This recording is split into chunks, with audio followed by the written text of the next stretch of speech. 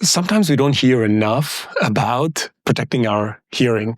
I think it's one of those things that is a big problem once you hit age 50, 60, 70, and you start experiencing hearing loss, not knowing that there were a lot of things that you could have done when you were younger.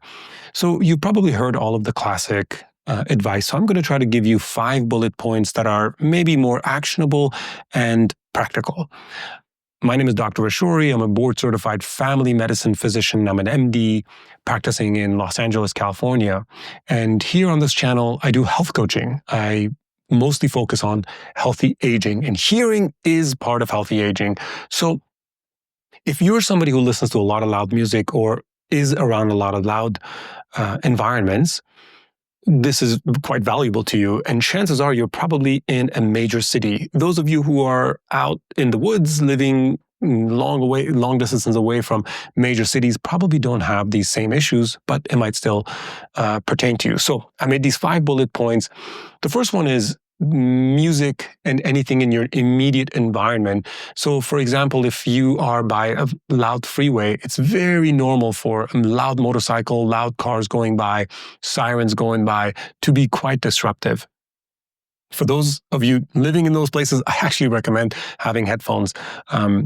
I lived in one part of Portland, Oregon, where it was so loud. I usually had headphones on most of the day when I was at home. I was just maybe listening to some soft background music or just had it on active noise cancellation the entire time. The advantage of that is you actually just decrease the severity of the noise. When you're listening to anything, try to make sure that it's about 60% volume. And most apps these days and most headphones these days have something integrated that tells you how much decibels you're exposing to your ears. Decibels are not great because it's logarithmic, it's not linear. So a decibel of 78 is not just a little bit higher than 77. It's actually quite a lot higher than 77. So in that case, I think just using an app is a good way to gauge your decibel exposure.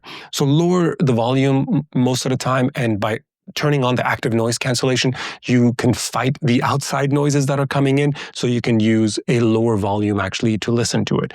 And each headphone is different. Sony's and Bose do a really good job with active noise cancellation. I think these Google Buds Pros do a pretty good job as well.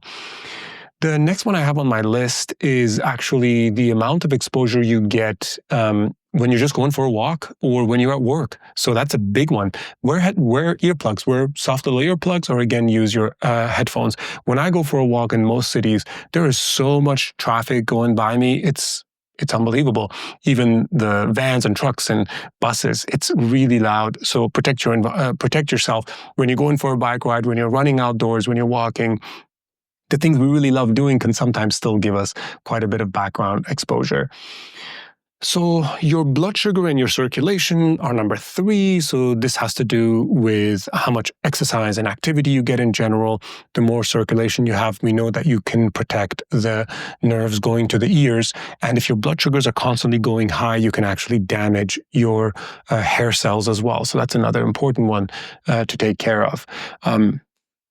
Now, you might have heard about ototoxic or ear toxic medications. Chemo drugs can be, unfortunately, one of them.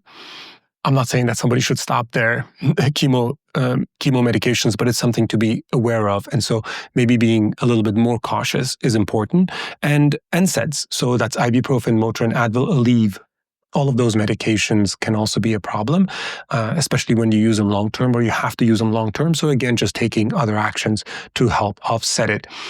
And finally, I would say, for most people, if you're experiencing any issues like this early on, if you feel like people have to constantly repeat themselves, get a hearing check early.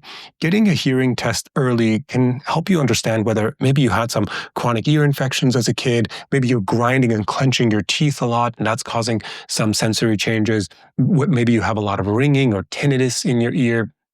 So that's probably the one thing that's a little bit more preemptive, but the audiologist can give you some really good advice as to kind of the things that you can do to change. Finally, I'll say, don't freak out about a little bit of loud noise. You can handle very loud noise that even makes your ears ring for a short amount of time. We're talking less than a minute. of constant exposure, less than 30 seconds, nothing bad will happen. You don't have to walk around with earplugs or headphones all the time. But again, if you're in a loud environment, and especially if you wake up one day and your hearing is very sensitive. So for example, if you've had a lot of stress, high blood sugars, and if you consumed alcohol, believe it or not, those things can make your nerve cells even more sensitive. So maybe even more prone to damage. On those days, maybe it's good to kind of protect your hearing a little bit. But yeah, don't stress about it. Don't walk around everywhere thinking like, oh my gosh, I'm damaging my hearing. No, if you go to a concert, certainly I would wear earplugs, especially as you get older. When you're younger, you can be a little bit, your body might be more resilient. I hope this is valuable. I hope this will help you prevent any kind of hearing loss as you get older, and tune in more to the Dr. Ashori channel. Take care.